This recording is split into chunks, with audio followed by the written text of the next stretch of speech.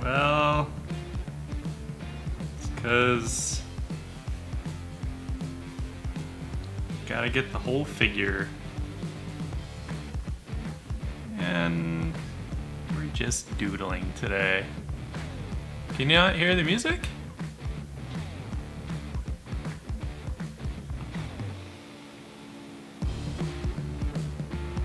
Can you hear that? Because the music's playing. I hear the music.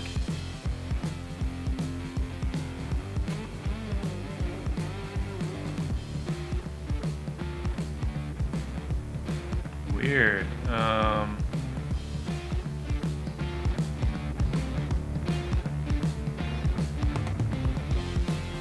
How about now?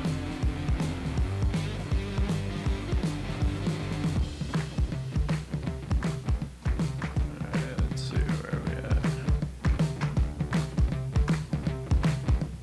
How about now? That's so weird because, like,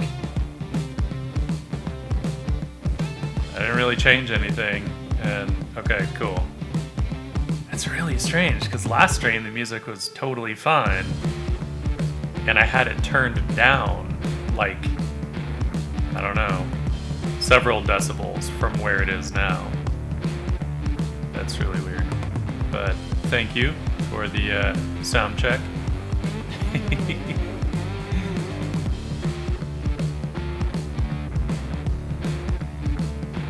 Yeah, I just realized that I'm gonna have to get into a bunch of inks starting tomorrow for work. So I was like, I probably better like break out some inks.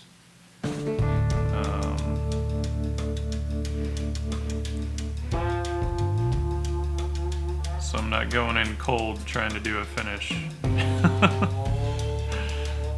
And then wondering, why isn't it working out?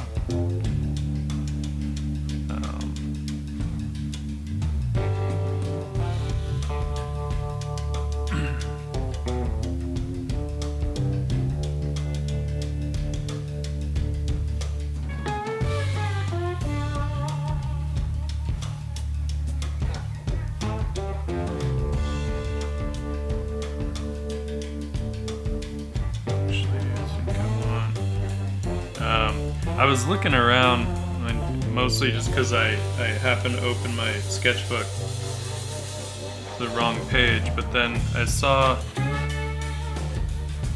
like this one, and then a couple of, and then these, and I really liked them, and I forgot I was kind of playing around with this Lamia character that I thought could be fun to do a little more exploration with. Ooh, gold ink.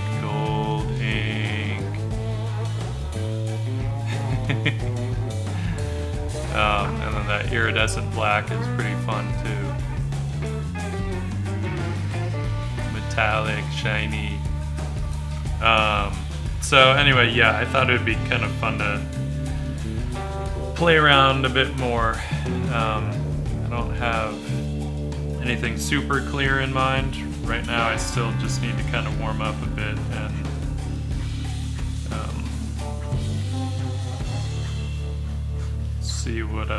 see what ideas pop up, but just get something down first and then we'll worry about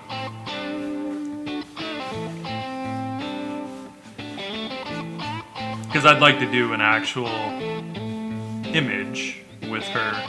I don't know what it is. I don't know if I want to err on the side of like super just iconic graphic kind of composition or if I want something that's a lot more narrative.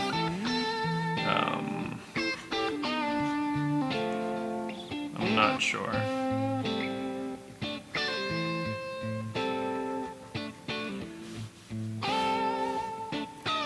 One of the things I'm still kind of on the fence about is like what kind of weapon she has and what sort of abilities she has. Like, I don't know. But I am realizing that this fantasy story I've been trying to think of, and I've been sort of just dabbling in these other kind of fantasy worlds, and I don't know, but I'm realizing they all do kind of have the same tone, so I think I'm gonna try and smash them all together, create some kind of high fantasy thing, because I miss some of the high fantasy. I feel like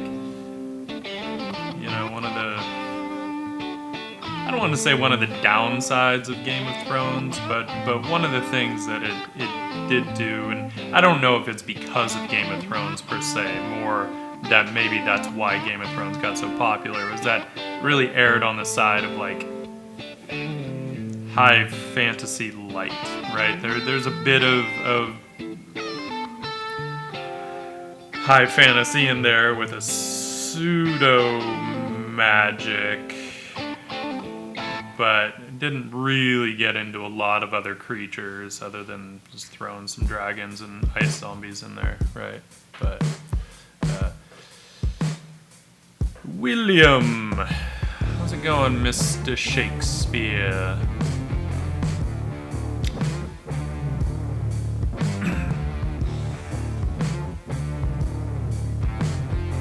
Oh, weird. Autumn, I didn't know that. Yeah, you know what I was thinking of was fucking Breath of Fire. Back in the Super Nintendo days, and the character Blue. I always loved her character, and she was just so cool. And at the time, I had no idea what a Lamia was, and I don't think they even refer to her as that. But I always really liked her character, so. I wanted to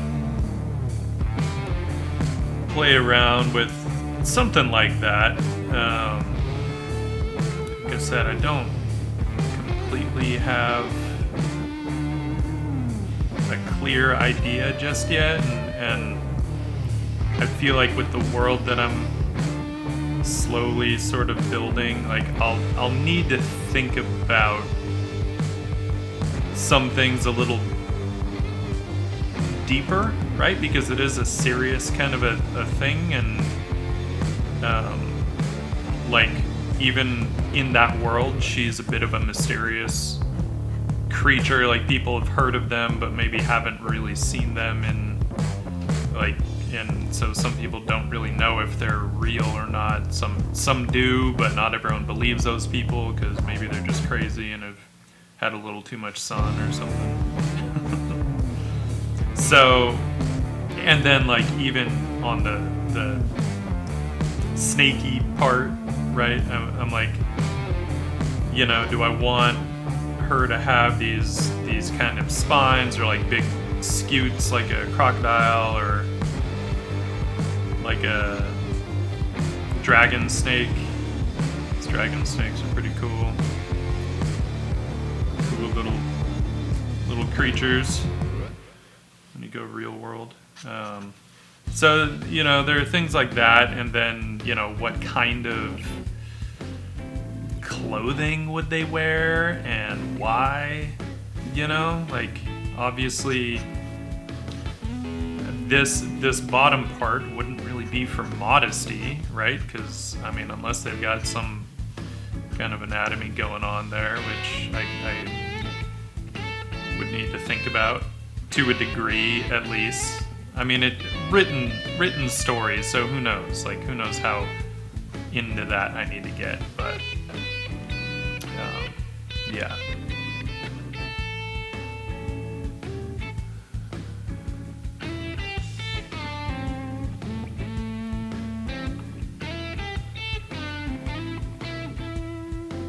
Oh, that's cool.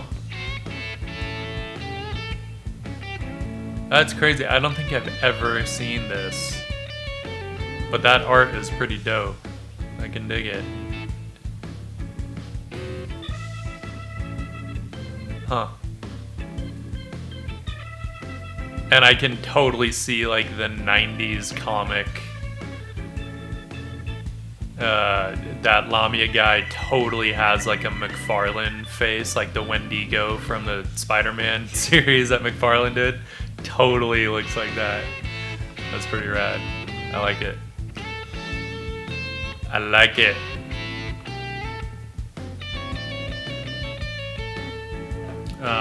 Oh shit, you know what I forgot? Like, okay, I'm all set up. I need my little water container. BRB.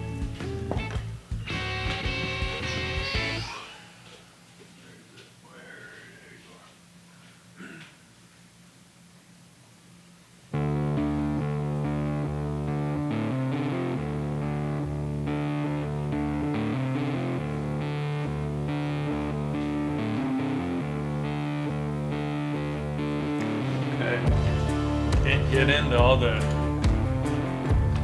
juicy, inky fun without a little bit of water.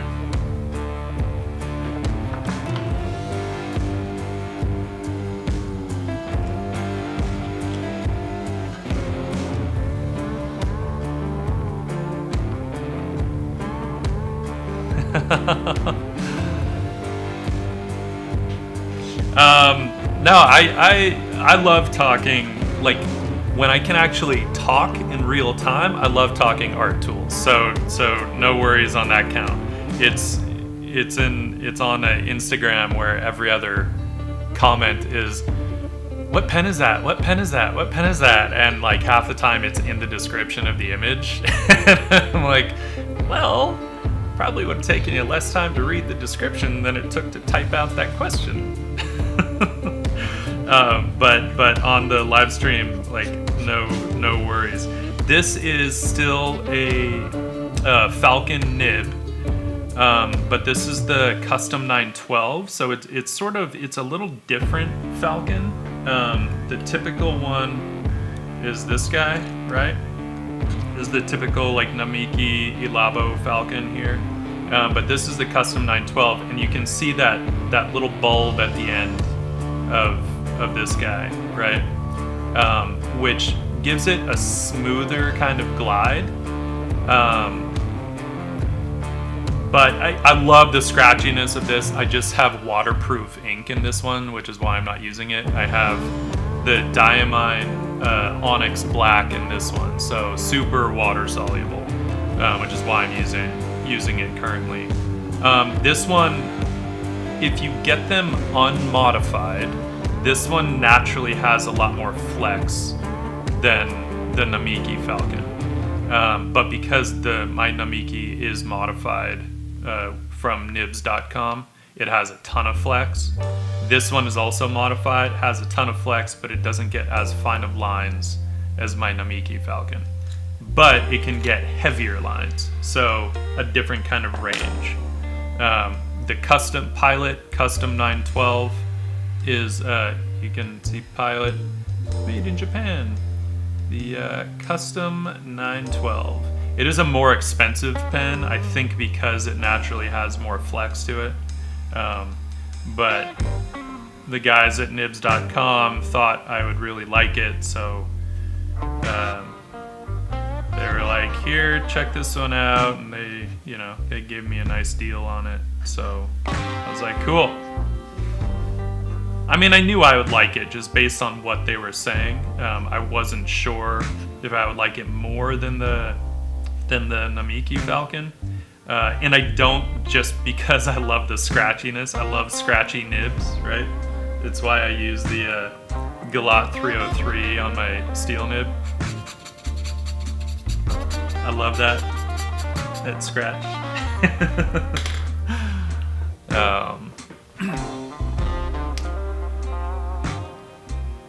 Webbed serial worm. No, I have not. What is it? Is it like a webcomic?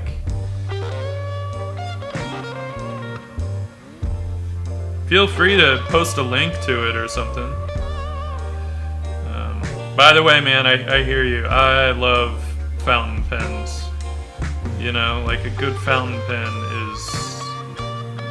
is just so much fun, and you know, just an absolute pleasure.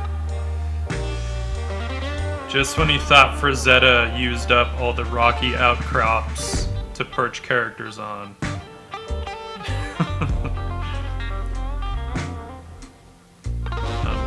I'm bringing it back.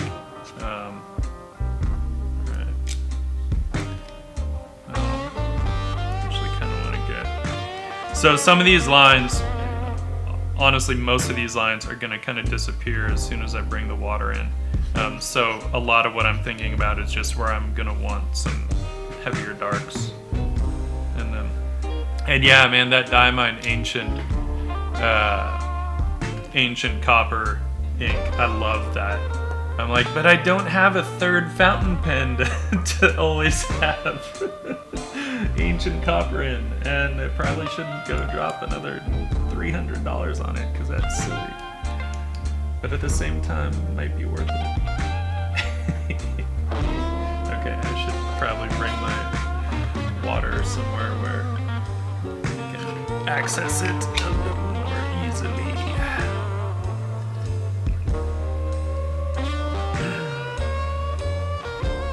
Plus, you know, give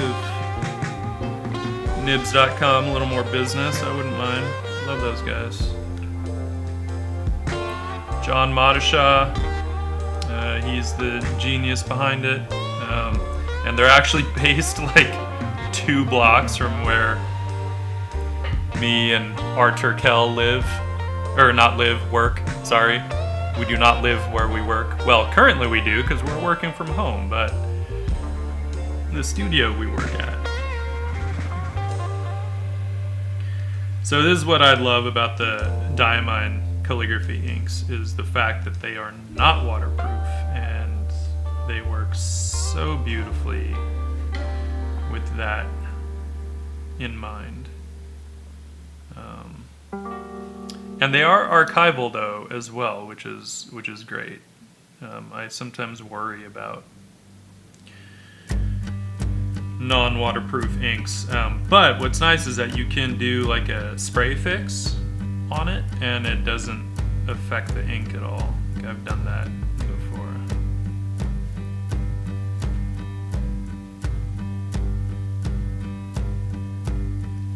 Lift up some of that ink.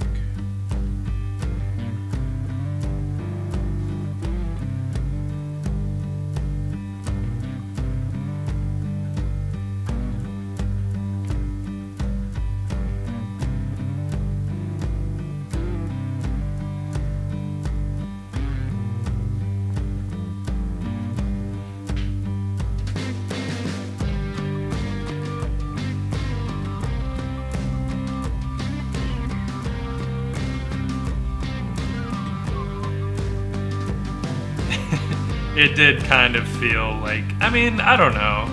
You know, we were pretty good about keeping, you know, a somewhat sane schedule. I mean, in other parts of the industry, maybe considered a little crazy. You know, the fact that I know I was always there 10 hours a day.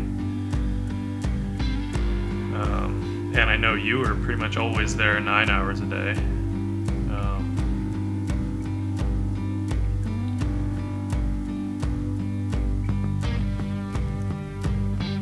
I mean, 10 hours with like a 15-minute lunch break is what I tended to do. Probably not the healthiest thing, but it was just like, whatever, I just wanted to keep drawing, and sometimes food just felt like it was getting in the way.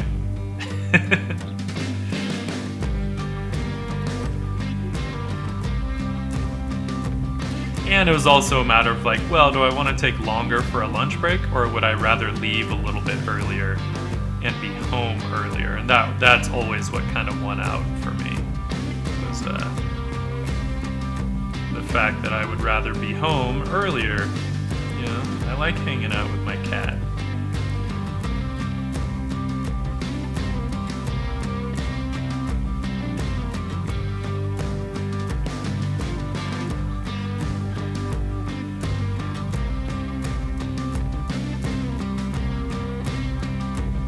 By the way, I'm working in a Moleskine Art Plus sketchbook, A4 size, so yeah, but I mean, come on, we could have taken those breaks anytime we wanted. We just didn't. That's on us. It's not like work was like, no, you can't take a 15-minute break. Yeah, I mean, we used to, right?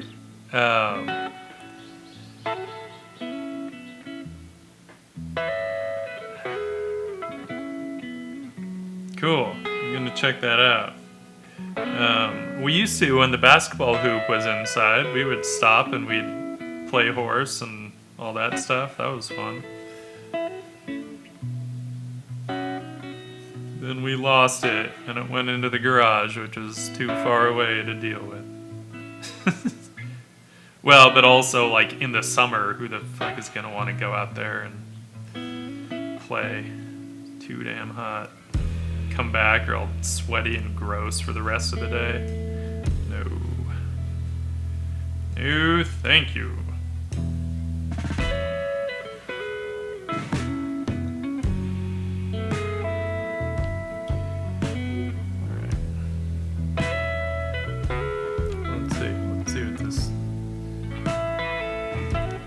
Parahumans.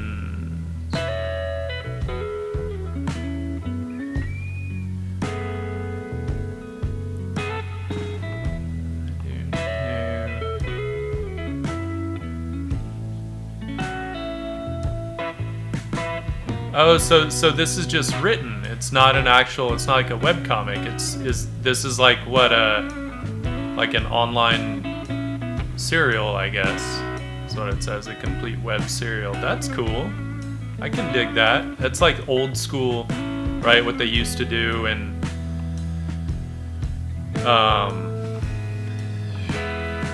all those old magazines, Creepy and what were some of the others? I know that used to be an old, like a very popular thing.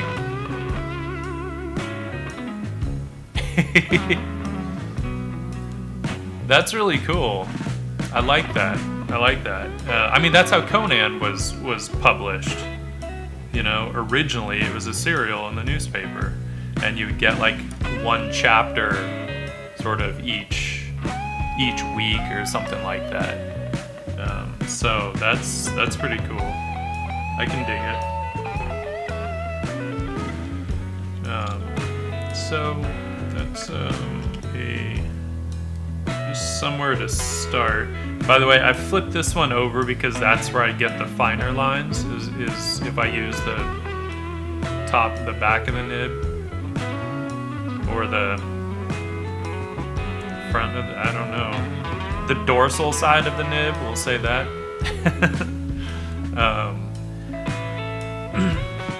So it's a nice way to just kind of start, and I would just get the initial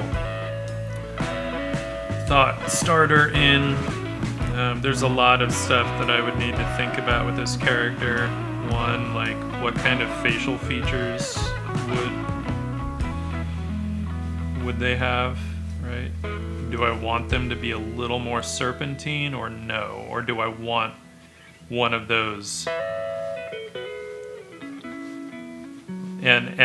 Or if I do want a bit of serpentine, how far would I want to go with it, right? And there's something that to me is kind of interesting or intriguing about these like animalistic species, that where you could see a human possibly like finding them attractive in some way, and yet the idea of making them like not unapproachable per se, but where, you know, humans just might not be physically equipped to deal with them. Right? Thus, like, these spines and stuff going down, like, down the back, and, you know, who knows.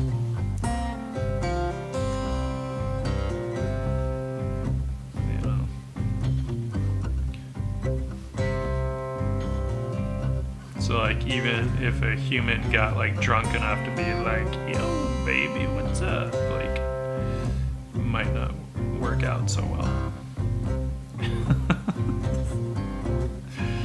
But I don't know, like.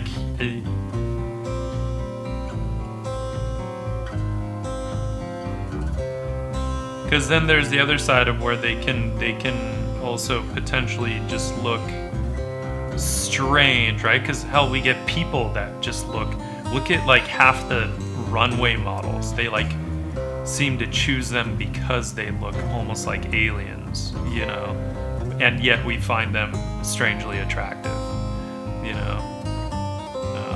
So that's why I'm like, oh, maybe wider set eyes, but not so wide that it is like super freaky. Right.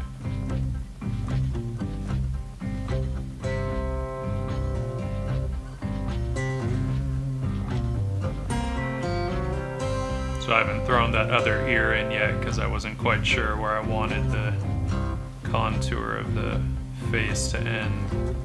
And I don't know what kind of like bridge on the nose I might want.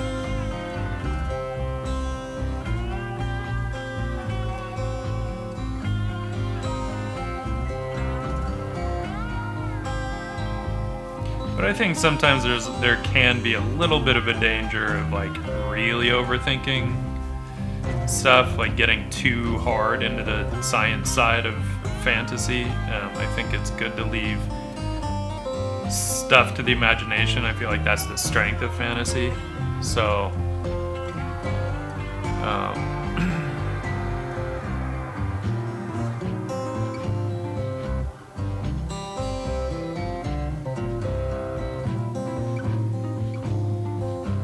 nice. Yeah, I like that. I think there is a big market for like well-written adult fantasy, right? Because like there's aspects when you get into things like the Middle Ages or the early Renaissance, you know, the times that fantasy typically takes from, like so many aspects of that, like it was just not a nice time. There's a reason the Renaissance is called the Renaissance, right? Coming out of the Middle Ages, like shit was dark, it was dirty, it was like you had a lot of just not good people, and then all of a sudden it's like there was this explosion of culture and arts and a bit of like higher learning, and you know, like things were starting to just get kind of better in terms of lifestyle, and you know, not saying it was great all around for everybody, but it was maybe a little better. But like fantasy is typically just aired on the side of you know, almost like the urban myth of King Arthur, right? Like knights were never really that chivalrous. I think whoever kind of came up with that whole thing was just really wishing that they were. But they were, for the most part, knights were kind of dicks. Because, you know, at the time it was their right. Not by human rights standards, but by writ of law, it was their right to do whatever the hell they wanted on their land and do whatever they wanted to the, you know, peasant girls on their land, and no one could say anything about it. So, but then fantasy, you take like Dragonlance and, you know, look at Legend of Huma, and he, like, I tried reading that now, you know, and I'm just like, oh my god, this guy, like, I don't want to say such a Boy Scout, like it's a bad thing, but like he comes off more as like a religious zealot now when I read it. And I'm like, wow, yeah, can't do it. I like Kaz, the Minotaur. He's red. Yeah, Gugu, I think that's maybe when we get into the depiction of fantasy illustration, but if you think about the writing, you know, yeah, I mean, they'll describe voluptuous breasts and all that stuff. Pretty sure that was a favorite turn of phrase in Dragonlance.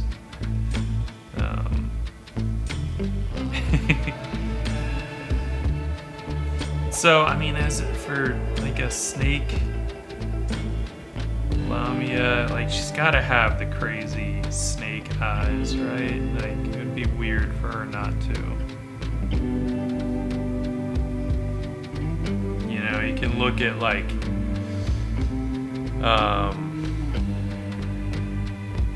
shit, what is that snake?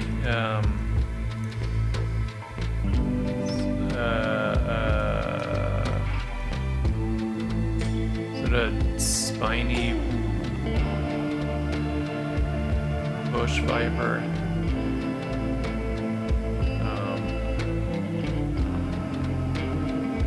Yeah, this guy. This guy.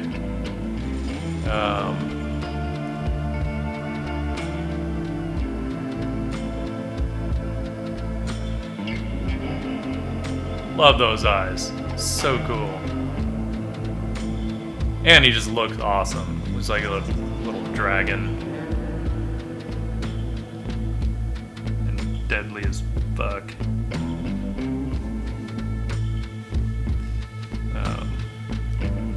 But come on, those eyes are insane. But I'd probably like piss myself a little bit if I saw one in the wild.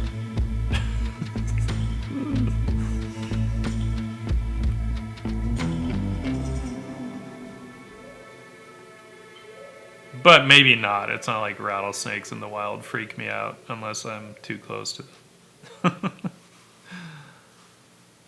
I am cautious, for sure.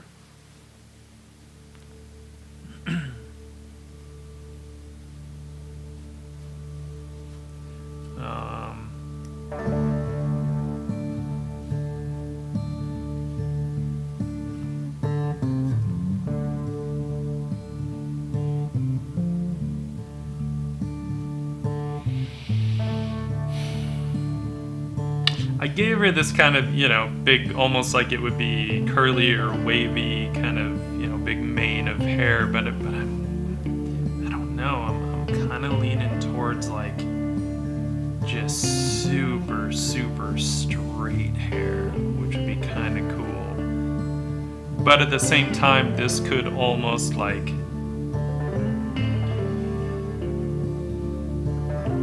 create some kind of connection between them and the elves that I've been playing around with for this world, which have more like East Indian kind of hair, although even that varies widely. I guess, yeah, you don't want to say like, hello Lennis, thanks for joining, glad you can make it. You don't want to ever really get into that whole thing of like, oh, every person in this species has the exact same hair, right? So best to just, some of them can have straight hair, some can have wavier hair. I do kind of like the idea of some kind of like big sort of mane of hair framing the face. I think that could look pretty awesome and somewhat terrifying at times, so there's something to that.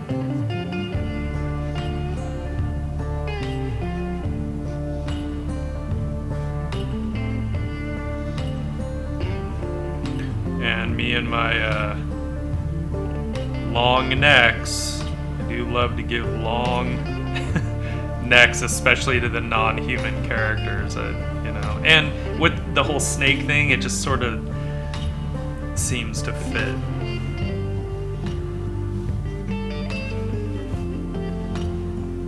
so I'm okay with it. I'm okay with that. Good hint at some scales or scutes back there too. Should be cool.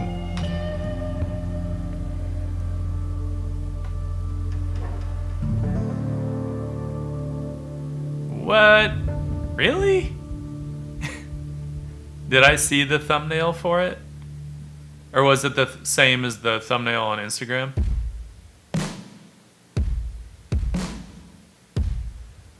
Gugu, yeah, if you join the, oh weird, did Nightbot not? Nightbot, you little bastard.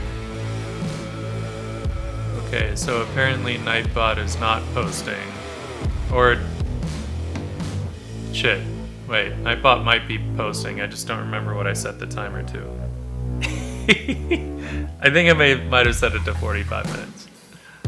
But let's see here really quick. Nightbot, you better be cooperating with me. No, it's set to 25 minutes. What the hell? Little bastard.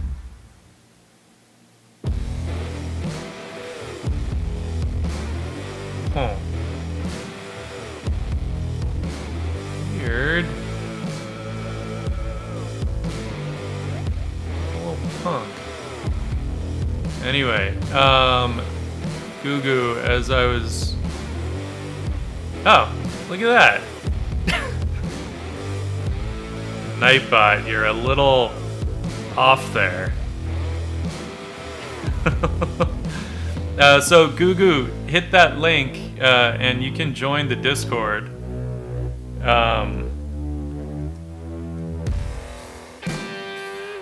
Or we can do...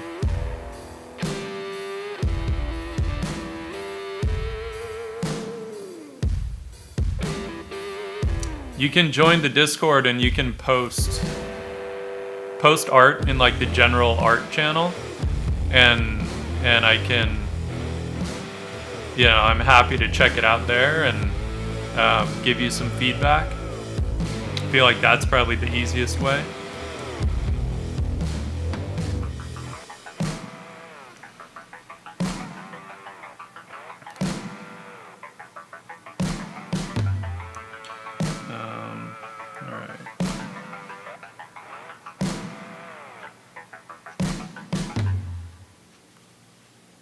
I don't know what she would use to tie her hair back.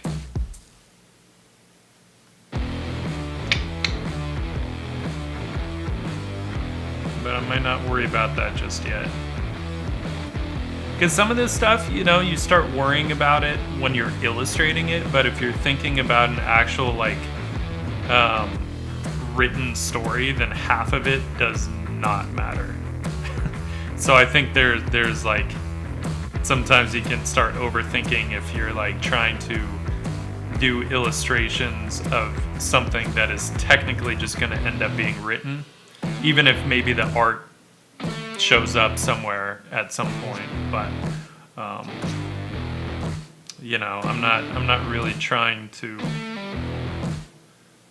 I don't want to like think about the illustrations or sketches or anything as something that would like be in a novel, you know. Like that's not really what I want that hair to end up dark. So let's just give it a little bit of reinforcement.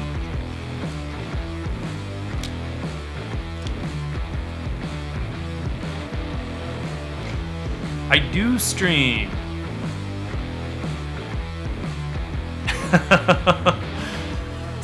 Lana, it's possible that thank you.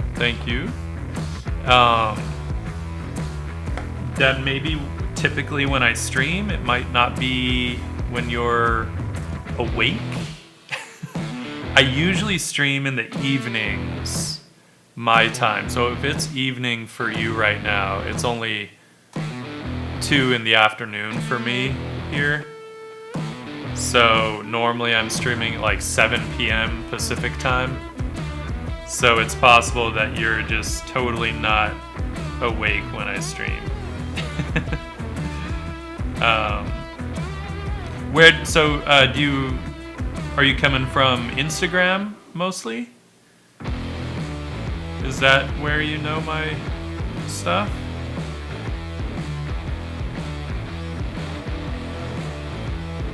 I'm just curious. I've been using Instagram a little differently lately, sort of.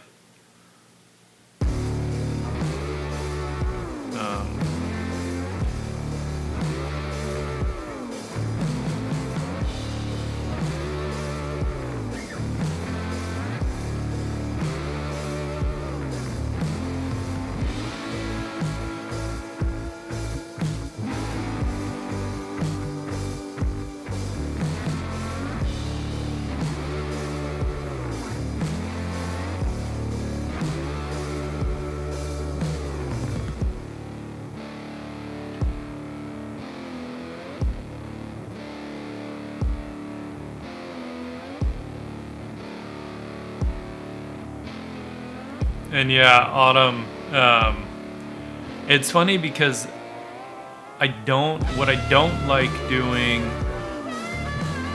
generally is like getting too hard into the illustration or like character design before I write, because then I start trying to just write exactly what I've illustrated, and that's just never a good place to be.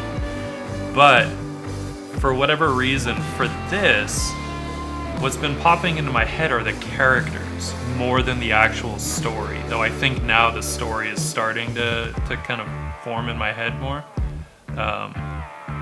And the art has actually helped me in that process, which is weird because normally that is not at all how I work. In fact, typically I've had to keep art and writing pretty separate to get anything worthwhile on the written side. But I feel like for some reason, for this one in particular, it's just worked out a little better for me to like at least sketch around to try and find some things that were otherwise eluding me.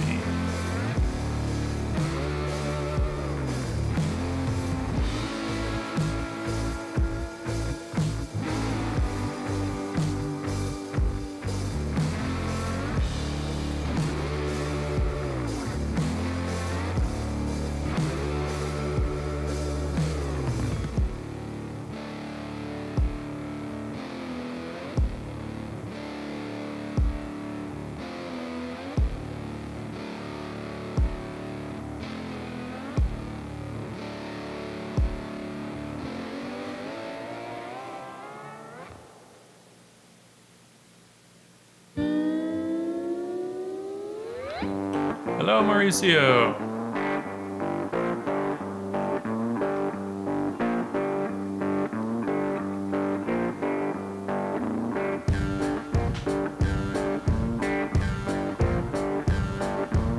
Oh, nice. I'm glad you started drawing with pen. I think it's an absolutely great practice.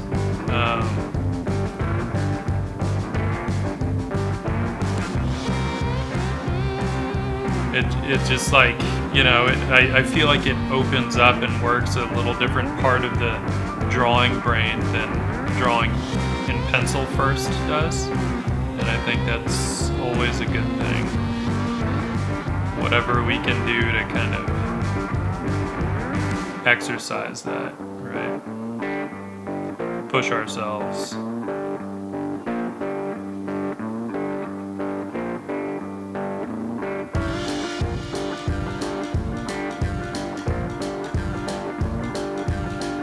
And yeah, actually, I kind of started streaming again not too long ago, so, don't feel too bad for missing that. I was streaming before in like 2018 or something, and then just had too many other things to focus on. And, quite keep it up, but finally got back to it.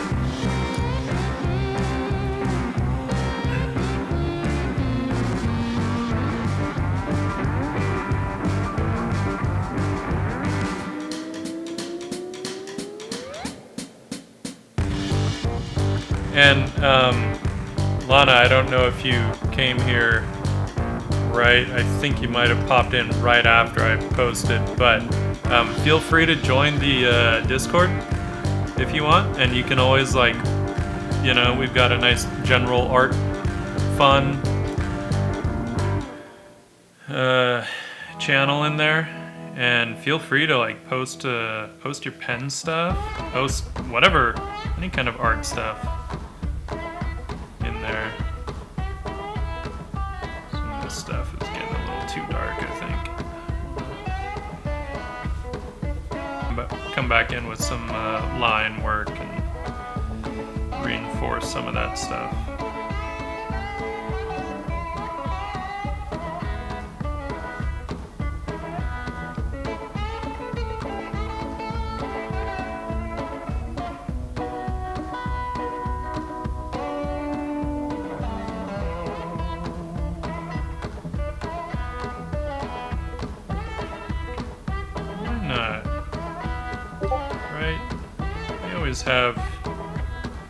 Snakes always have, like, different sort of spots and stripes and whatnot. We can carry some of that over maybe into her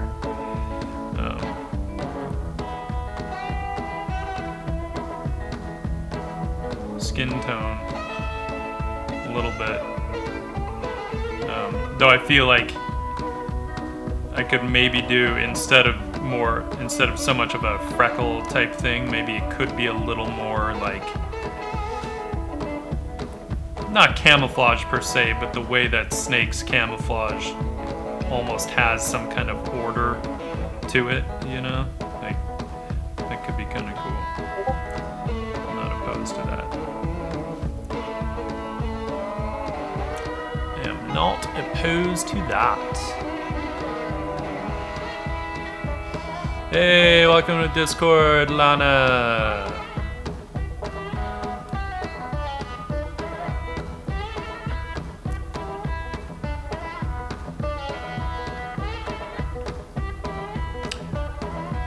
Yeah, that's true, Autumn. I should probably do a crit channel specifically for people that want feedback.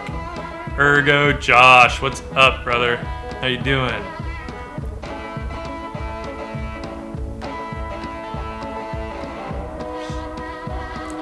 Yeah, I hear that, Lana. I will put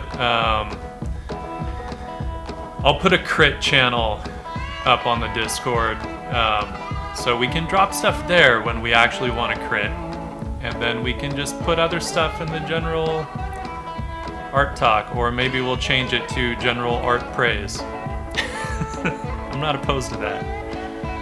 Josh, how you doing, man? Good to see you. Everyone, if you don't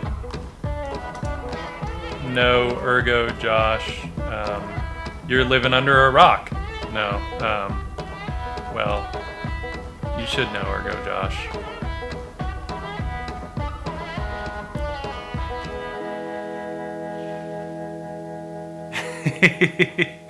I know how that goes, man. Some days are harder than others. I do know that.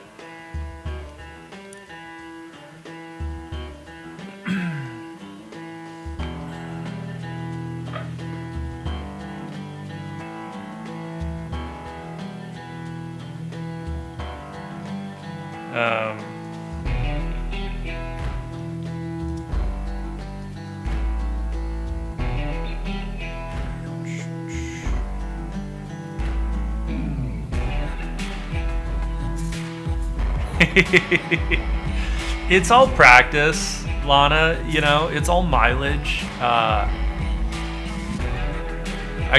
can remember, especially in my early 20s, where it was a bit hit or miss. There were things that I could always do reliably, but oh, cool.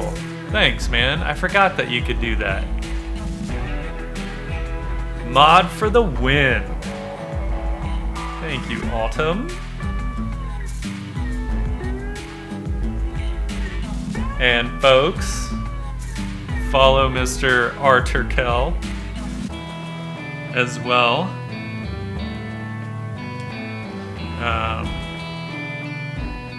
You know, Josh, it's interesting with when I have those days where I'm just like, dude, this is just not working. What I've found most of the time for me is that it's just one of those days where I have to spend a lot more time warming up, you know, because there are days where I can do 20 minutes of sketching and I'm like, boom, I'm ready to go. And then other days where I'm like 2 hours of sketching and I'm kind of sort of maybe feeling a little okay about it.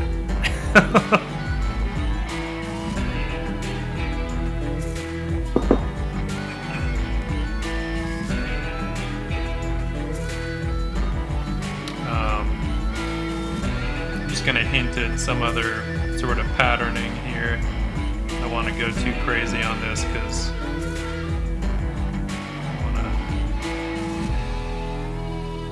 on to the next little doodle, but a little bit of patterning.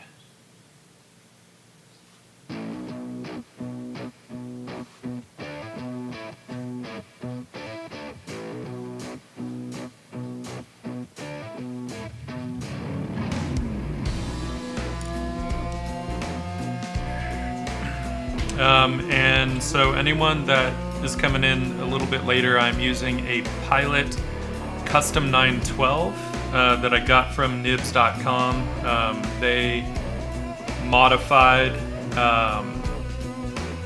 they did a modification on the nib for me where they ground it down a bit to give it some finer lines and a little bit more flex. And I put Diamine Onyx Black ink in here, so it's a calligraphy ink that is super water soluble.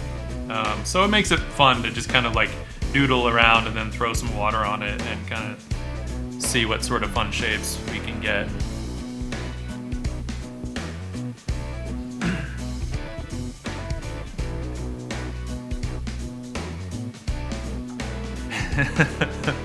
I know, and it kind of sucks sometimes.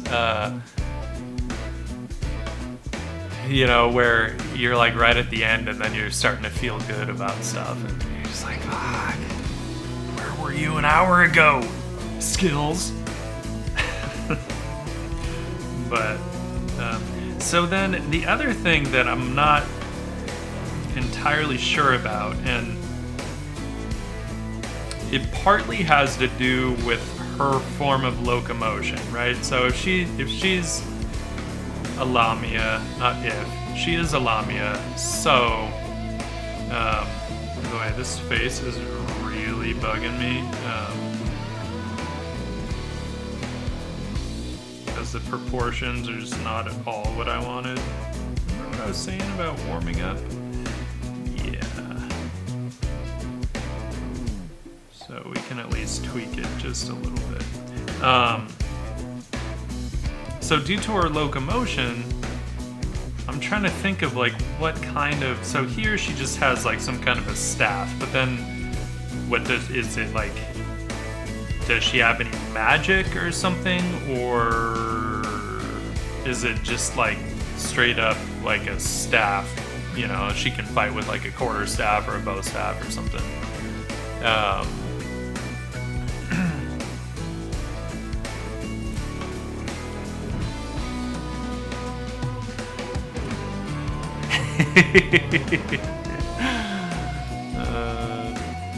No, but you don't want to let that fool you, because what happens then is then it'll make things feel unattainable because they become so intangible. And I think there's a danger in thinking that it's some mysterious skill or like a talent, right? Really, talent, that word is just all we're referring to is somebody's ability to understand a concept and how quickly they can understand that concept, right? So some people can latch onto a concept a lot quicker, and then they can just like absorb it faster, spend more time putting it into practice, and thus their skills elevate faster. Other people might struggle a little more to understand those concepts, so it takes them longer. Skills might not elevate as quickly, but that doesn't mean they can't, right? So that's where, like, to me, I'm not as much into that scapegoat idea, because then people think that either they can do a thing or they can't, right? And it's not that simple. If you practice, if you train, if you put the hours into it, because my issue with that is it then turns into talent and luck, but it's like in animation school, I spent 8 hours a day drawing, right, from 7 p.m. to 3 a.m. 7 days a week for 2 years. So that idea of talent and luck then negates that hard work that I put in. And I'm like, no, yes, I was always pretty skilled at drawing, but I wouldn't be where I am now if I hadn't done that stuff, So, Mauricio, this is a customized nib. It's just the Pilot, it's called a Pilot Custom 912, right? Custom 912. But then the nib was further modified for me. And from nibs.com, love those people. They're awesome. Really good at what they do. Both my fountain pens are from them. So I would highly recommend those guys. Not cheap. I'm warning you guys now. Not cheap. This pen, after the modification on the nib, is going to run you $260. That's before tax. This is a Pilot Namiki Falcon. Resin body though, not metal. The metal will cost you more, and I don't really think there's a point. This has a Spencerian modification, which is an advanced mod. Let's see if it'll focus. No, it's like, no, I just want to look at the art. Anyway, tons of flex on this one after that modification, and I love it. This one will run you more than $260 because it's a custom 912, which is more expensive pen. But they will last you your entire life, and you could pass it on to your kids, and they could pass it on to their kids as long as they take care of it. So to me, it's totally worth it. And I say it every time. Anything that makes me want to pick it up and use it and draw with it all the time is worth the price, right? Because if you're just like, oh no, I'm just going to buy a cheaper version, but then you don't enjoy using it as much, it's not worth it. It's like, it's still a waste of money. It could be $10, and if you don't use it, it's a waste of money. So,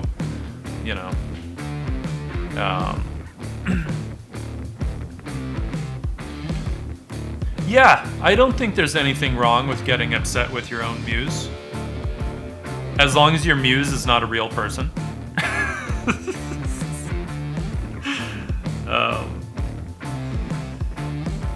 By the way, anyone that doesn't want to drop $260 can also drop $1.50 on a Gilot 303 nib, and then just get yourself a nib holder of some kind.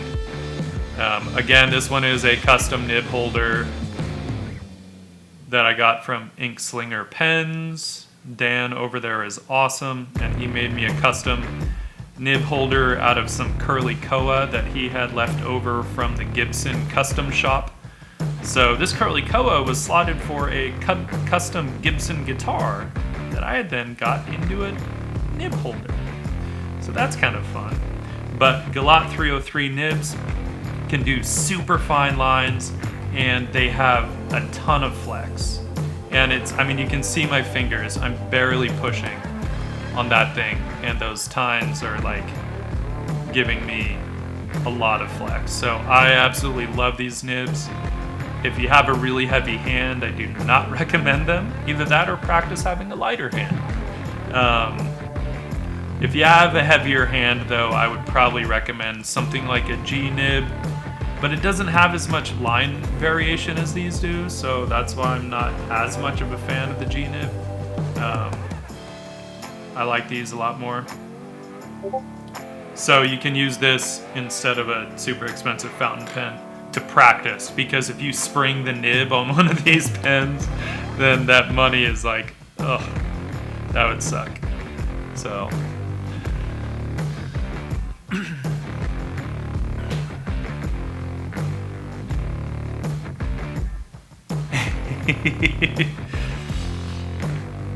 I knew the Hawaiian would like that one.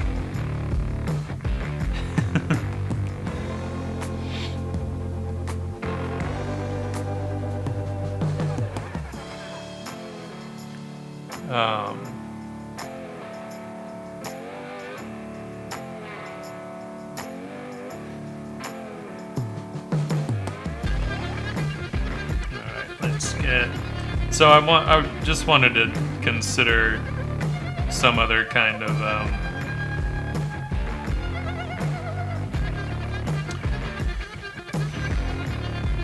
I'm hesitant sometimes, though, to just give everybody a weapon. You know what I mean? Like, it doesn't make sense unless they're actually some kind of a warrior within their culture, right? But you think about it, and it's not everyone traveled around with a weapon.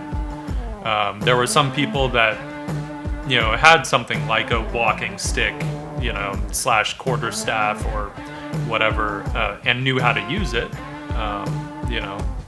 But it's like a lot of the average people could not afford a weapon beyond maybe a knife. And then oftentimes it was not necessarily a really well-made knife. It was almost more like a sharp piece of metal. So, that is something to consider. I do think she is right. And the other thing I was thinking, Autumn, is that some of these different species have been dwindling for a long time, because it is still like a human-dominated kind of a world. But so if they don't venture out of their own land or whatever very often, maybe they're aware that they could be met with some hostility, fear, right? Guaranteed people are going to be scared to hell from her just from looking at her, like she's going to look like a demon to most of them. And so maybe only those that can really handle themselves would even venture out at this point. So at some point I'll have to also just stop doing all this, like, these neck accoutrements on every single character, but I just like the graphic design of it, so I'm not second guessing it or overthinking it just yet. But I probably will at some point. But I like the old, not just like the kind of bamboo armor that some of the, Japanese warriors had, but also the kind of wood and bone armor that some of the Native Americans would have. I like the way that to a degree it could fit the form and move a bit, and depending on what it's made out of, maybe is at least strong enough to deflect some blows, right? So this pose here is really just going to be a pretty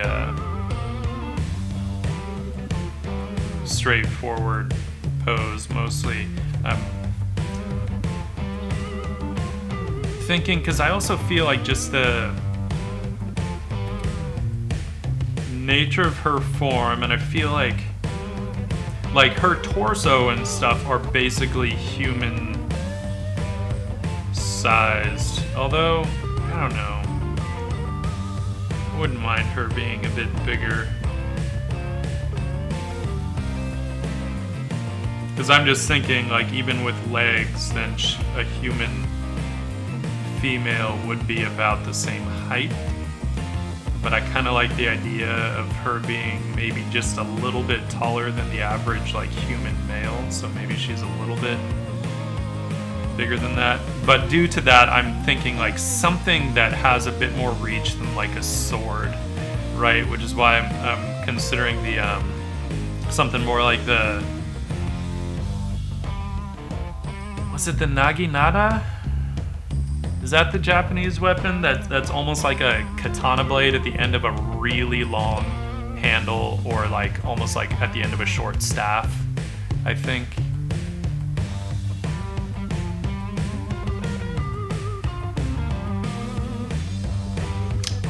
I think that was the naginata. I'm trying to remember my Bushido Blade 2 days and I don't.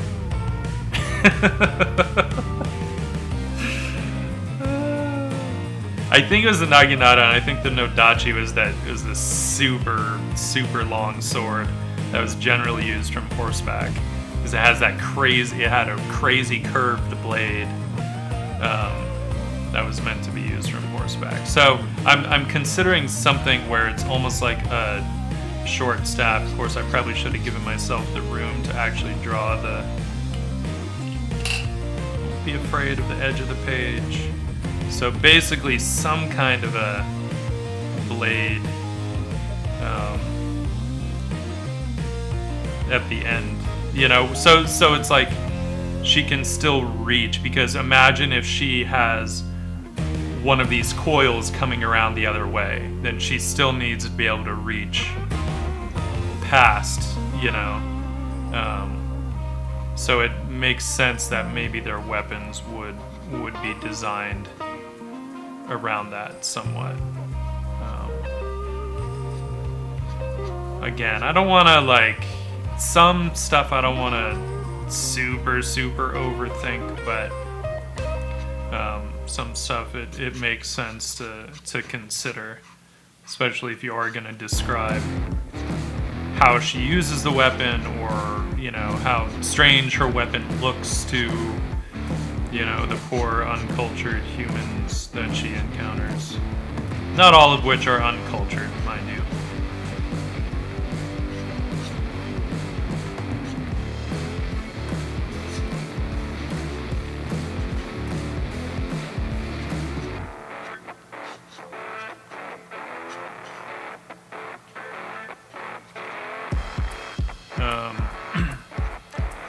And so then this is also where I'm like, okay, what kind of...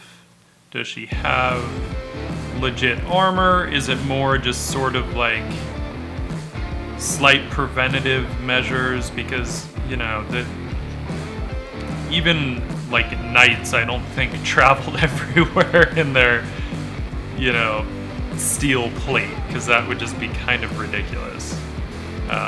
They usually had some lighter armor for traveling, and they would only put their steel plate on when it was like legit going into battle. So I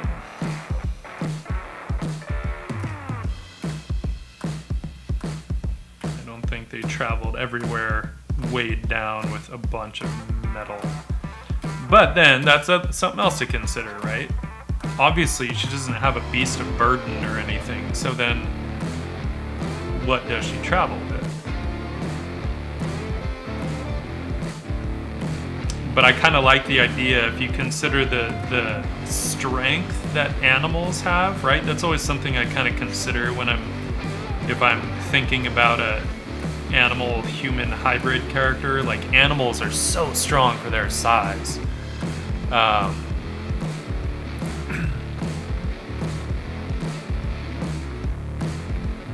Oh, kind of like the like the chain whip or the. It wasn't always just a chain, but in Kung Fu they use that, right? Like that spear tip at the end of a rope. Like that thing's so cool. I love it. And in the Okinawan style karate, they would use the flying kama, right? The kama were the handheld sickles, right? That they would use for cutting the wheat. But then the flying kama would be that at the end of a rope, which was pretty rad.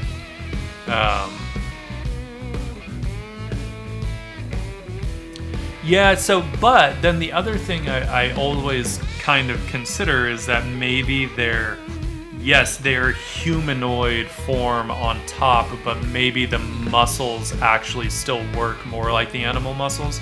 So, pound for pound, she could still be 3 times, 2 or 3 times stronger than a human of her size, right? And so then her ability to carry more weight could come into play. So I don't hate the idea of something almost like saddlebags, but in a non-insulting way.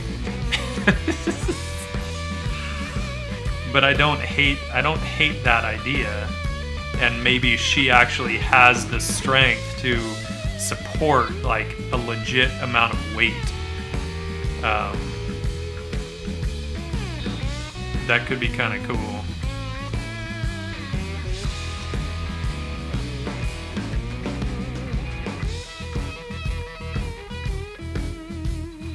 But yeah, I like that idea of the some kind of a chain whip weapon. I think that could be cool. Because then, I mean, the nice thing with that,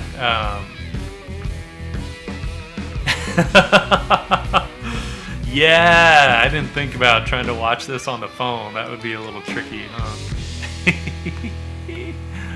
huh?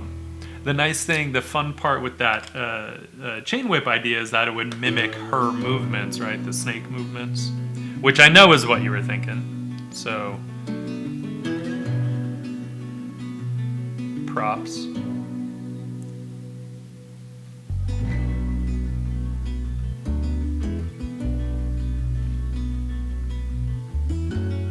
It's always, it took me a minute to kind of get used to doing some of these, because I would focus on like trying to get the initial pen drawing to like look really nice, even though I was just gonna obliterate half of it with water.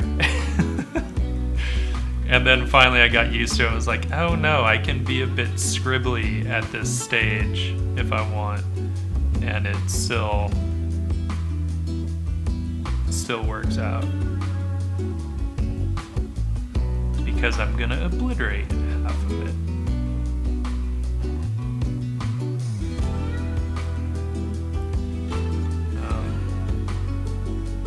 I mean, as with anything, it's just mileage with the medium, right? So you start getting used to exactly how it works, and you can plan accordingly as you're sketching, doodling, whatever. And in that regard, I find it actually pretty forgiving, because there's a certain amount of changes you can possibly make, even though it's in pen. But if you're like, oh man, that shape that I laid down there isn't really what I wanted, you have the opportunity to change it to a degree once you throw the water on. So, and the other thing that I think the idea of something like saddlebags, I'd have to think about exactly how they attach. Like those would have to be some pretty heavy belts, which is fine. But I like the silhouette that can add. I think it's kind of fun.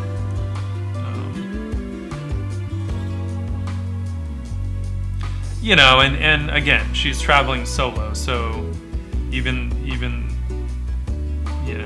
humans in the Middle Ages and stuff that were traveling solo, or even if there were a few of them, but they didn't. It's not like everyone had a cart or wagon to travel with. So if they were just on horseback, they just had to carry whatever fit in their bags, and that was it. You know, it was only nobility that could really. I mean, nobility and richer merchant class and all that shit that could travel with like a ton of shit and have their big pavilion tents and whatnot, right? So we can consider. I don't exactly know what she's traveling for yet. I need to figure that out. I'm sort of getting the feeling that there are characters that will converge because they're all searching for separate but related things. You know, it's that kind of confluence of events idea, I guess.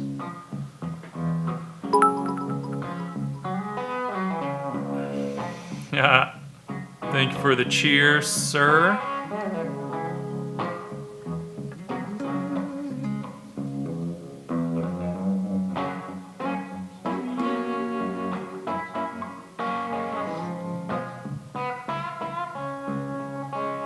And then the other nice thing with that, sort of more chain whip thing is that it's so easy to travel with, right? And it makes sense that maybe she would probably have a few different weapons on her, I think, for various reasons. I do feel like she would have a knife, not just as like a weapon, but just as a tool, right?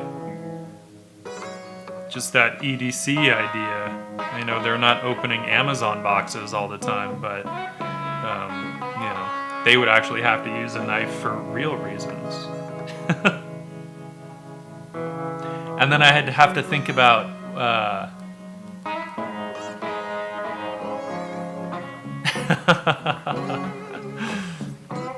I know, I've been trying to think about like what to use that what other things I could use that box for, and I've thought about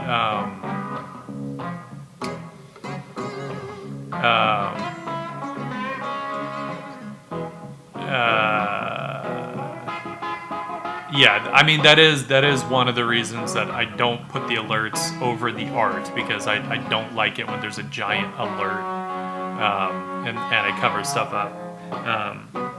But there's no reason I can't put something else in there. And I've thought about, especially for the analog stuff, just having some of the tools that I commonly use there. But even that varies so much depending on my mood that it would be a little tricky.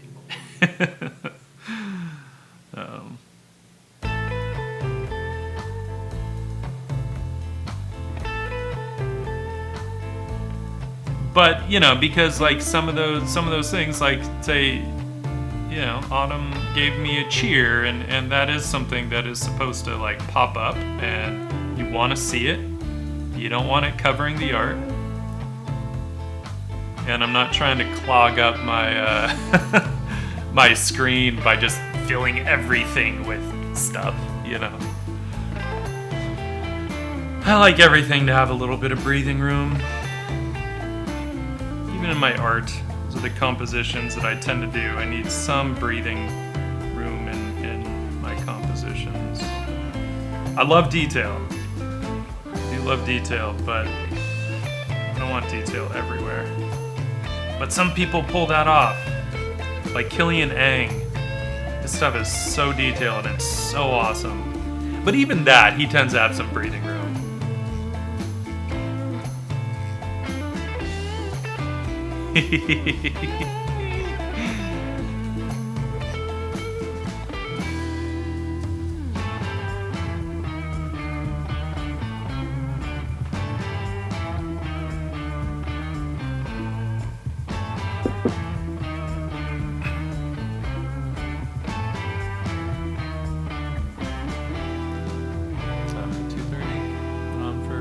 20. Okay. Just trying to think of like before I turn the page where I might want to go with. I had thought maybe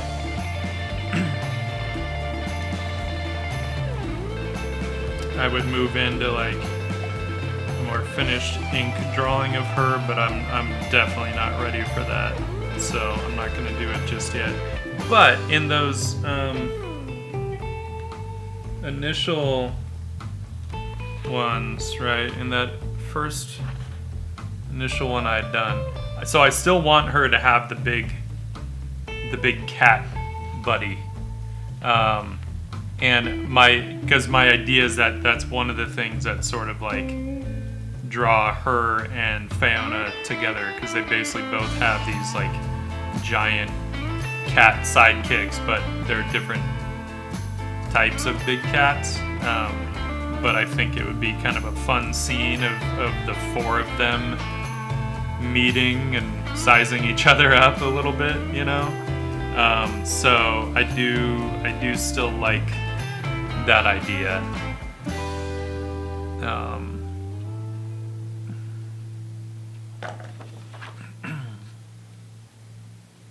That was just me testing out the different metallic inks, just seeing what kind of line work I could get with them. Ooh, shiny, shiny metal.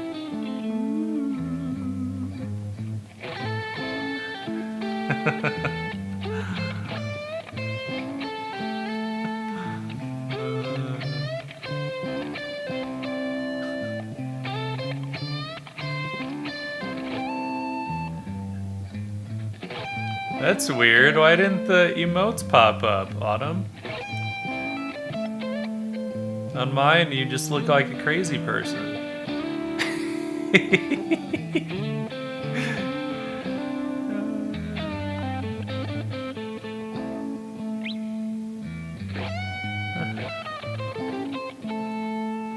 Yeah, the metallic inks are fun. Dr. P.H. Martins actually makes iridescent India inks, so they're waterproof, which is pretty rad. Anyway, moving on.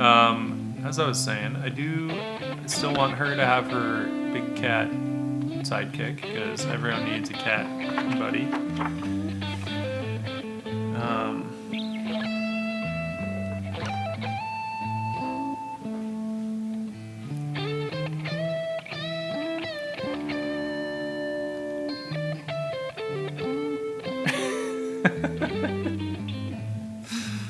That's a good thing. It is good to enjoy brushing your teeth.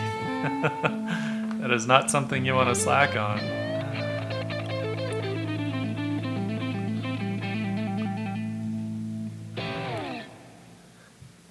It's really weird that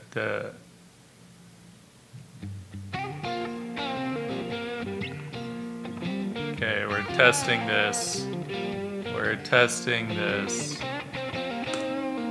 There, why did it work for me? And it didn't work for Autumn. That's really strange.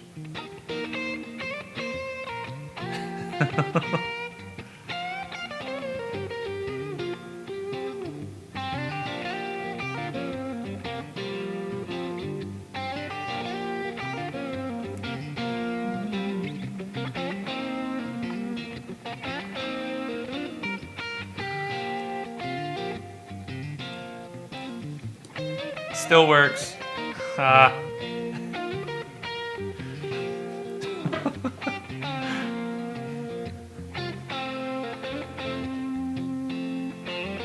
Weird. That's funny. I've never seen. There we go. And he's back. All right. So there are a few things I'm thinking about with this, and it's probably too many things because I'm thinking ahead a little too much. One, I would love to do a ink drawing at some point with just some light watercolors on it, which would work as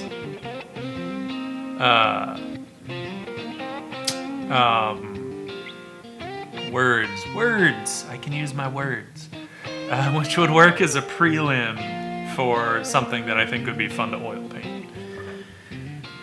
But you don't want to get too far ahead of yourself. Just do some cool shit first.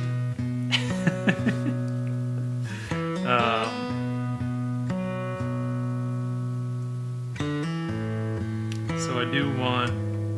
The only thing is then when I get into the oil painting, I always think like, okay, I don't just want to do the iconic character on a rock outcropping. Like it doesn't tell us much.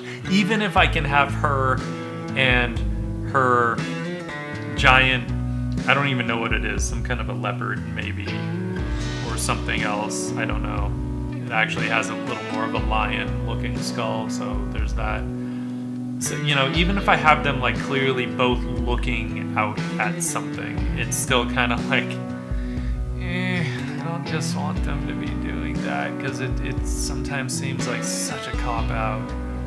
Even though they're really fun to paint, it still seems like a cop-out. So I do kind of want to think about what else I could have them doing that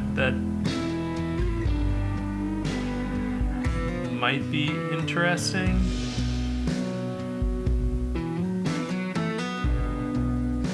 I mean, even an actual scene, right? Like, maybe something that tells us a little bit about her culture, right? So if it's like nighttime and they're chilling, or are they more nocturnal? Or happily, like, maybe she moves around more at night, which would kind of make sense, right? Fewer people are out. She doesn't run as much of a risk of, you know, some angry mob chasing her off. So maybe they kind of like find secluded places, rural areas to kind of chill out through part of the day.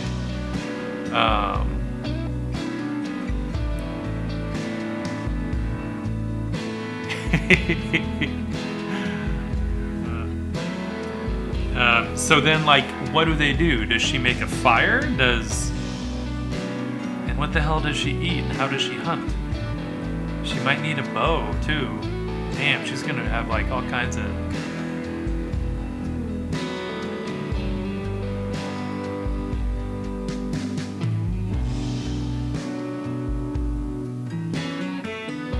Or a javelin. Javelins were always kind of cool to me, right? Those weird little like short spears that were slung with like a hand sling. Like those are kind of cool. But anyway, I'm trying to think about like what I could sketch her actually doing. And I don't know.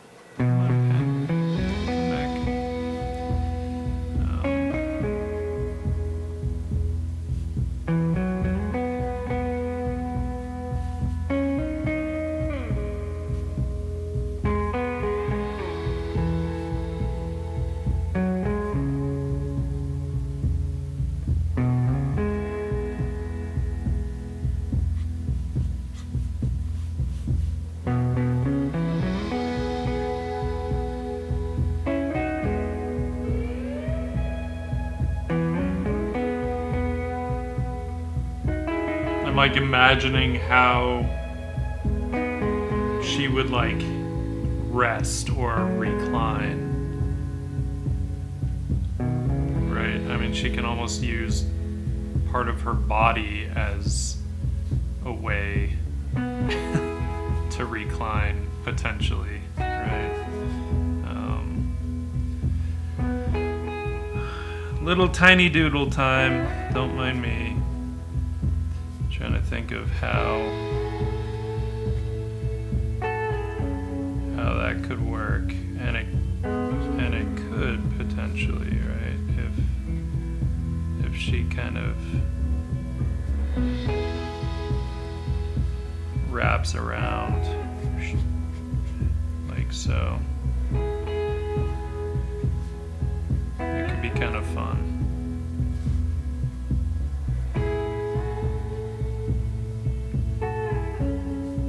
But again, then does she make fires? Or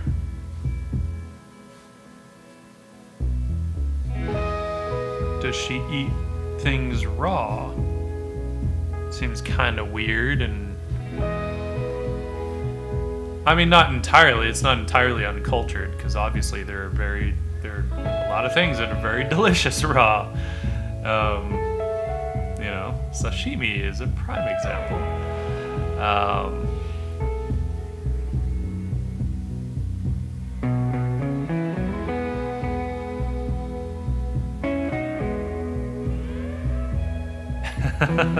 Nice. I'm glad you're enjoying it. Yeah, Mauricio, she could be, either in front of a cave or just kind of like out somewhere,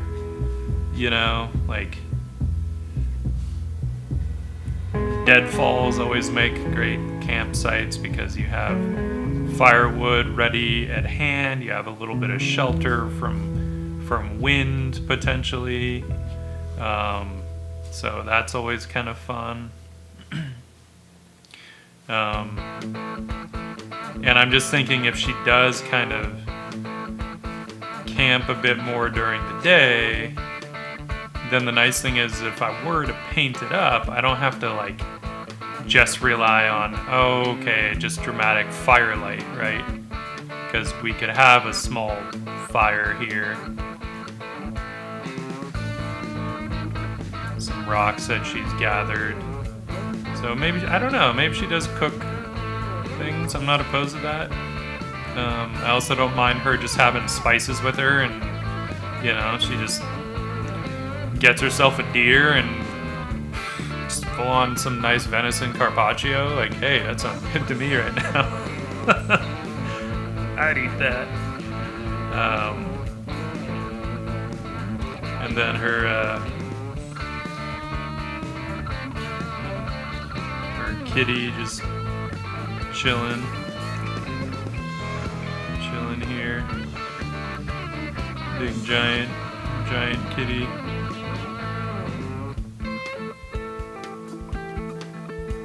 I don't hate that idea. Don't hate it.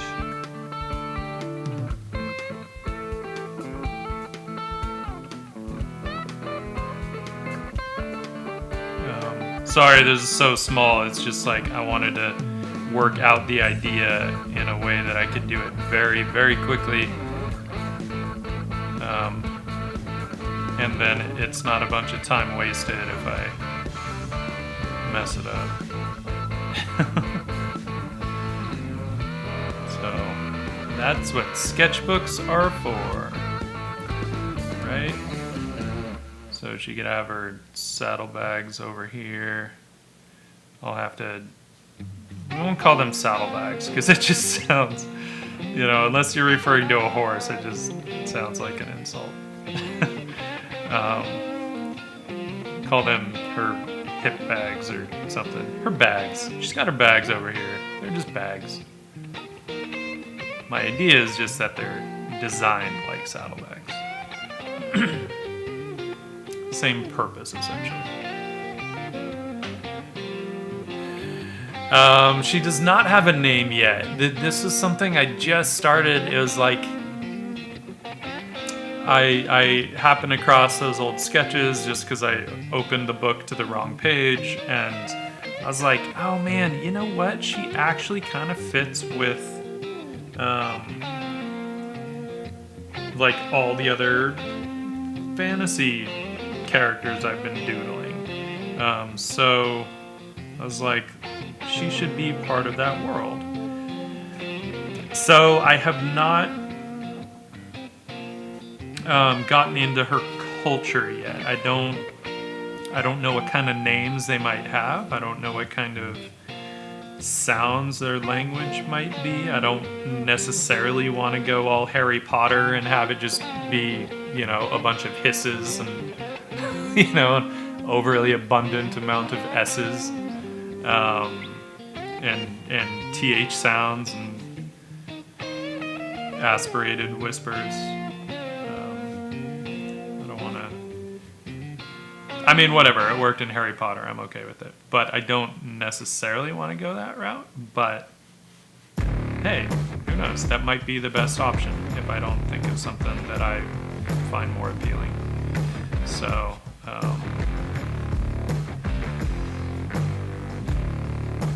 but yeah, I don't mind the idea of her like reading something, but like there's no reason she couldn't have some kind of either a book or even like a journal, because like travel journals were sometimes a thing, at least from anyone that was kind of cultured. They might have some kind of a simple writing utensil, or back in the day, it would have been something similar to like with Sumi ink, right, where you actually would grind it and make it on the spot with a little bit of water or oil, depending on what kind of ink they were using. And have something where they could actually grind some pigment down quickly and add a little bit of some kind of a vehicle to it, right? Some kind of a binder, whether it's water or something else. And then write there, because they wouldn't carry a bottle of ink around, because I don't know how much that was a thing.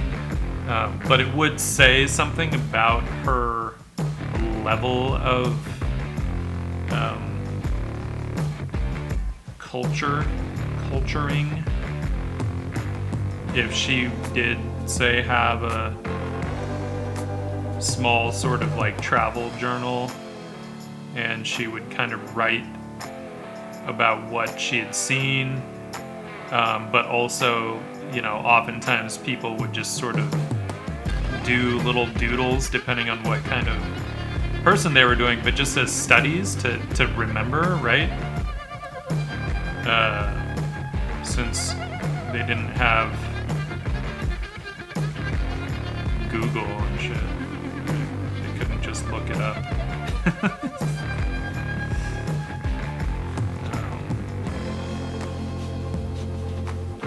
So I don't know, I kind of like that.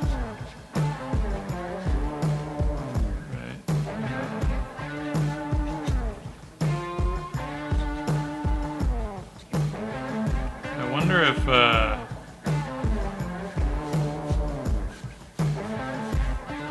would the snake part start to fall asleep at all when she's leaning on it?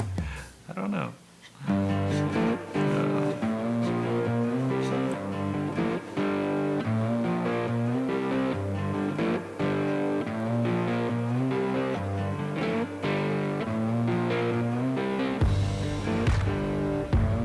Because sometimes they would just doodle something that was like a landmark or something like that.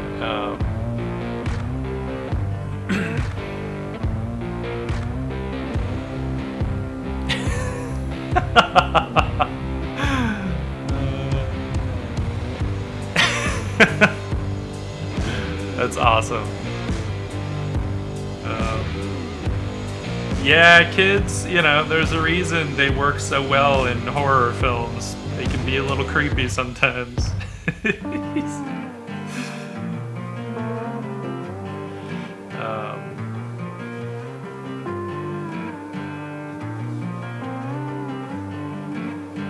Yeah, so they would oftentimes like just jot down landmarks so that they could remember, because you might not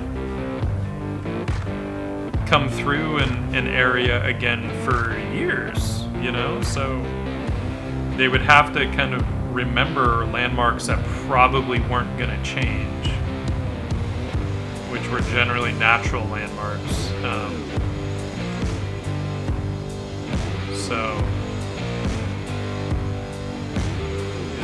again,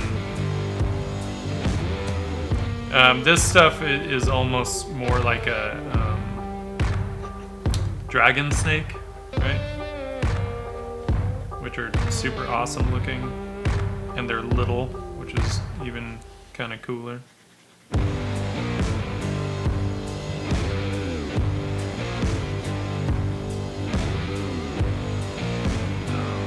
I'm not going to necessarily draw the entire scene, but a little bit of a vignette maybe. Maybe we'll move the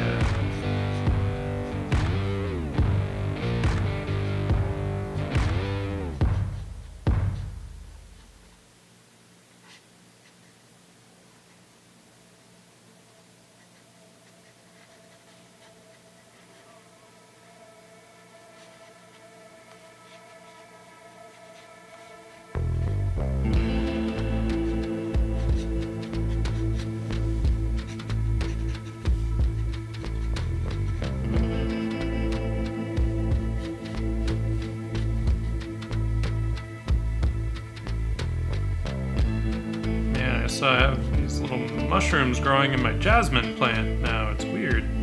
Where the hell did those come from? No idea. I'm just thinking, like, putting these little mushrooms on the deadfall.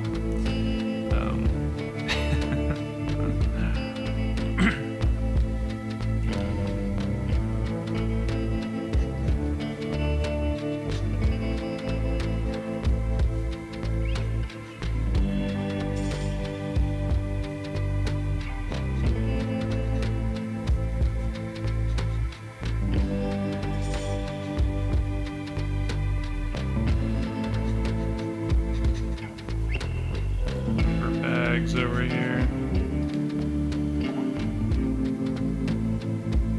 Yeah, no, I thought about how she might move in the water, which would be pretty fun.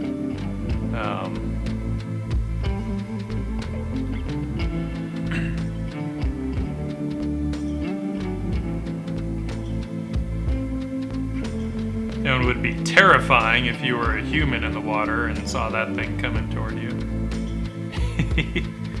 That was kind of the idea.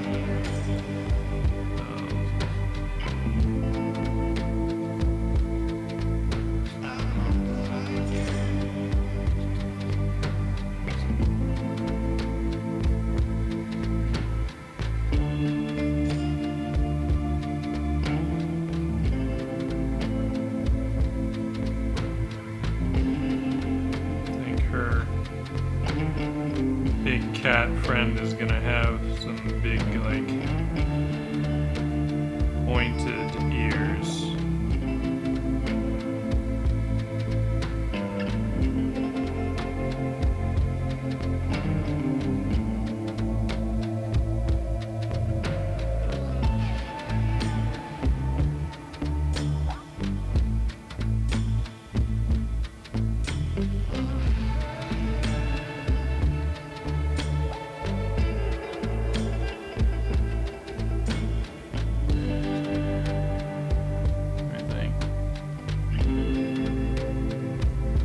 Which, sorry, I think about which way the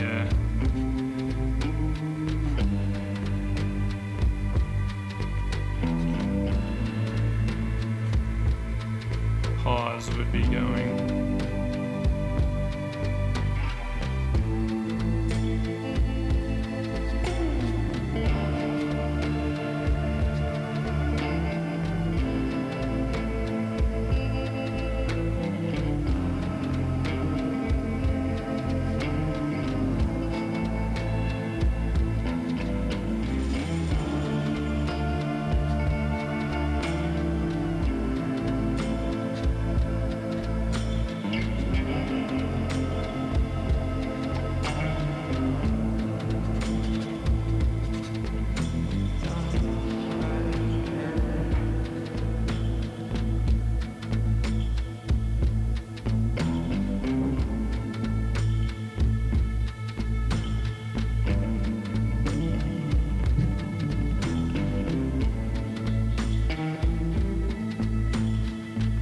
I don't know what kind of markings this cat would have just yet, but you know, we'll get there. We'll get there eventually. Don't need to know that yet. Just want to think about where I want some shadows. Again, this can be very, very forgiving if just as long as you kind of understand how it's what the strengths and weaknesses are. I forgot. I do want it to have these crazy, like, kind of tall hackles, you know, similar to like like what some hyenas have.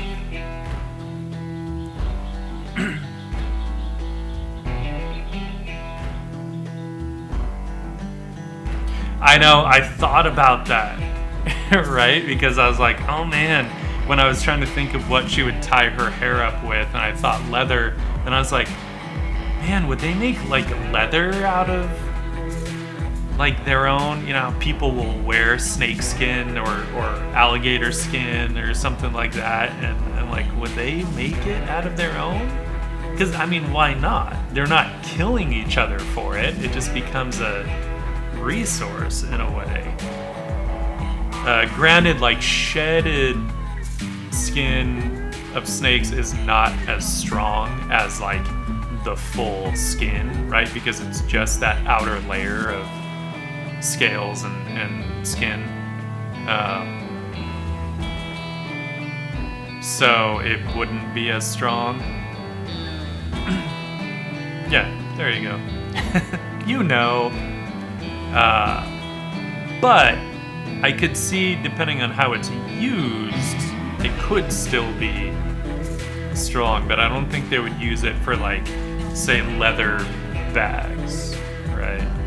So I feel like they would still use what we think of as leather. But then who knows? Do they have livestock? You know, would livestock even be able to handle being around them? Maybe. I mean, obviously, livestock, whatever they're sort of bred for, right? Why not?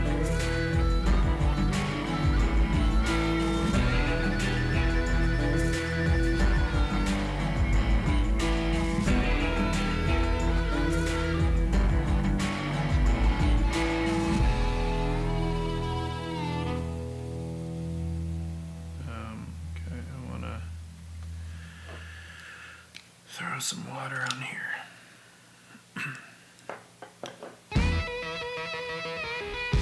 Yeah, I was thinking if you layer it, or even were to twist it up into like more chords, kind of, it might work. It is still really weird to think about, for sure. Granted, when I was in the Caribbean, like, my girlfriend and I did see an anole. You know, those little green lizards that you get like everywhere in the tropics, not just the Caribbean. We did see an anole eat some of its own shedding skin, so who knows? We started laughing. We're like, dude, it's so disturbing, but it's so awesome. Creepy little dude.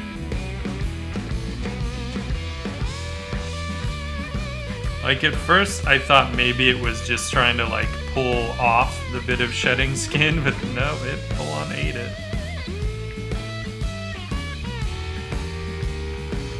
Like, alright, dude. Feather here and there.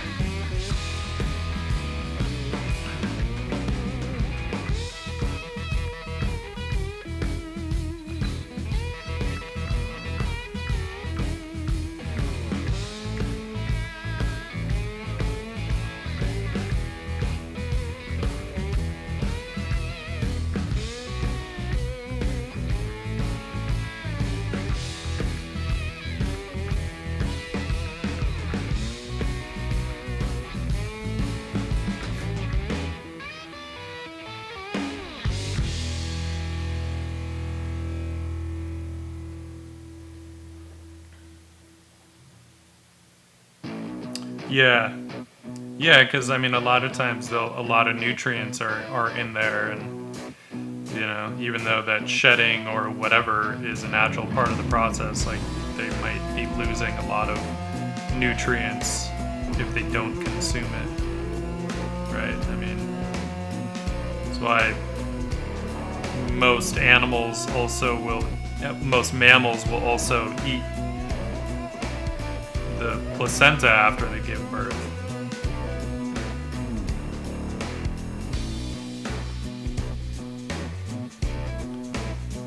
Hell, some humans do too. Damn hippies.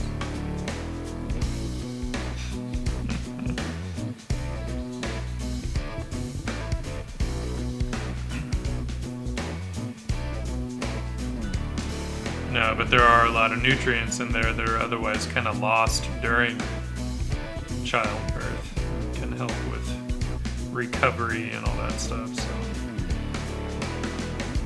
Whatever works, man. Whatever works.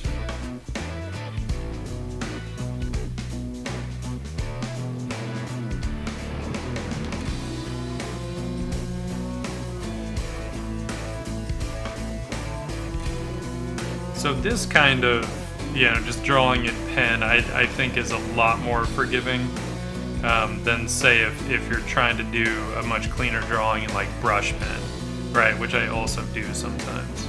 And I may bring some brush pen into this for some fun kind of dark accents too. I like doing that. A little mixing and matching of brush marks, pen marks, vary your mark making. I better not say that, or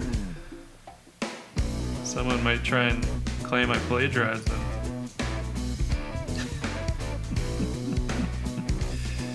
I kid. I'm staying out of that whole debacle. Silliness.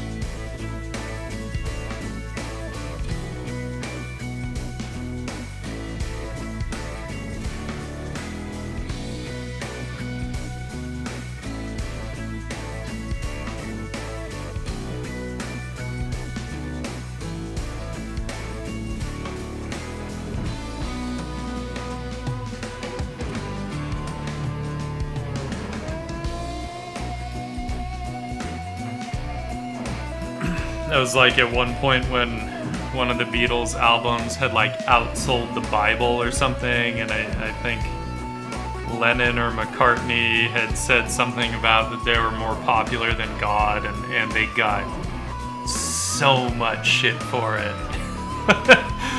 And then I forget what exactly they said, but then later in an interview, the person interviewing them had said like, I mean, what are you guys doing now that you have sold so much and have more money than God? And you can't say that.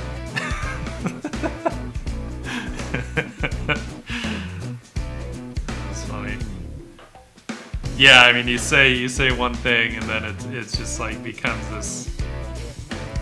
That was before social media.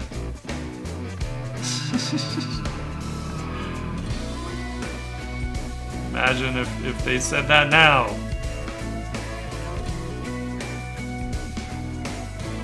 Although now I feel like everyone just expects celebrities to be a bit eccentric and all that stuff, so I feel like actually now there would be less of a backlash. Because realistically, they weren't wrong. They had the numbers to back it up.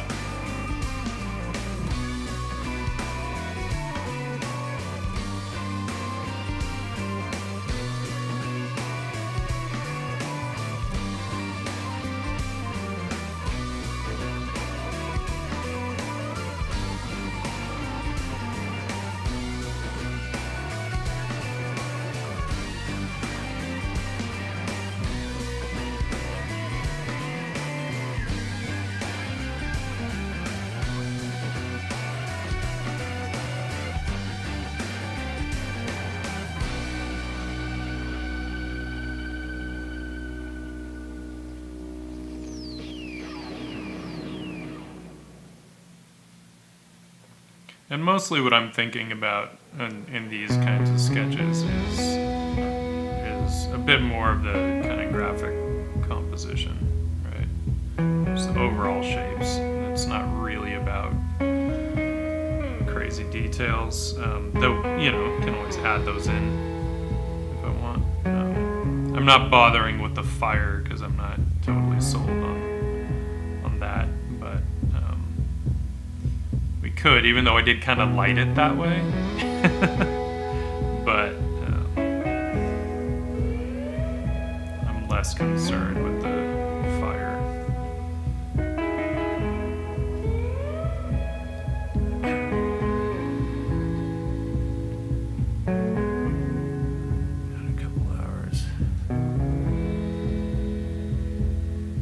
Of course, facts mean nothing in this world of crazy.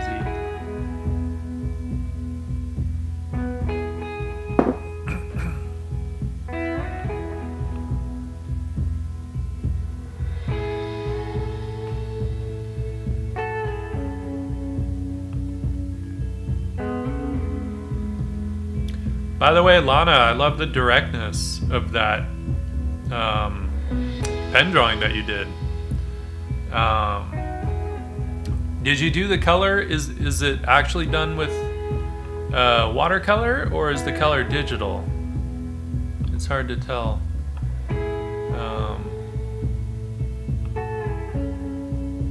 I'd be surprised if that was digital watercolor, but it's possible.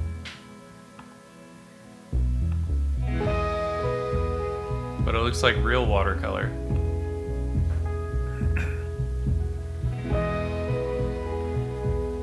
Yeah, Kitty's just chilling. It's like what my cat does all day long, every day. I'm like, what do you do? Contribute to this household. Nope, she just sleeps and tries to hunt birds through the window. Cool, yeah, no, I dig it. I love the directness of those marks, to be honest.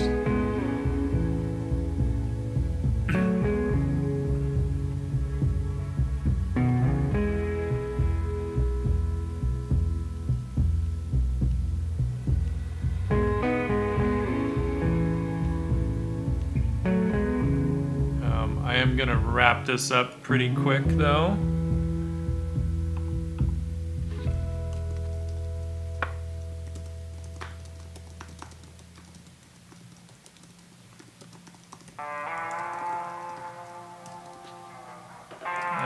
Just because I don't know exactly what else I'll get into today. I was hoping, sort of, maybe that I would get to a more finished drawing, but then as I start jumping in, I was like, oh yeah, there is so much more I need to work out before that.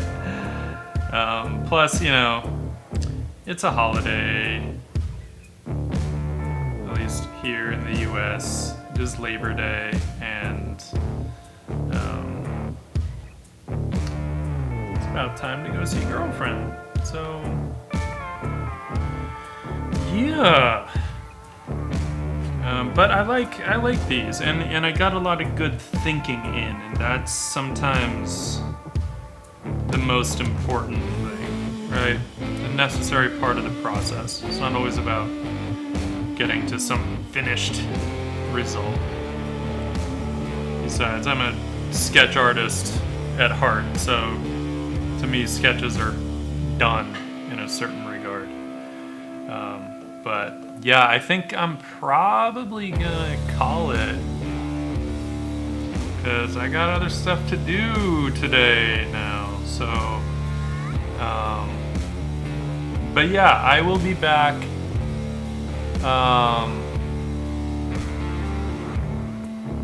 I might hop on Wednesday, but I'll definitely be on Thursday. I don't know about Wednesday.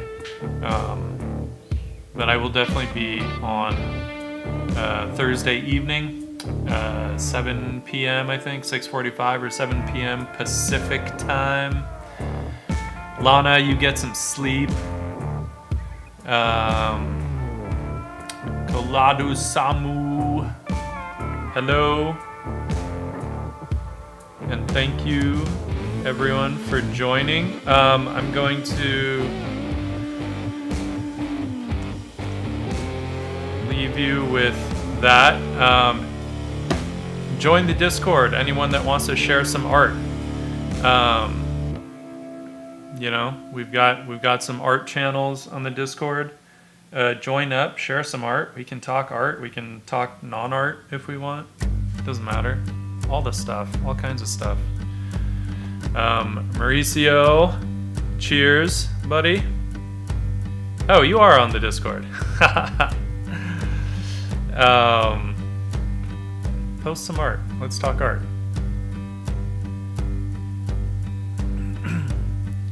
Anyone who's not on the Discord, join the Discord. Post some art. That's right. You posted the stuff with the thing. Words are escaping me. You posted your self-portrait. Yeah, I liked that one a lot, dude. With like great color. So I know you're on the Discord. And Lana, thank you for joining.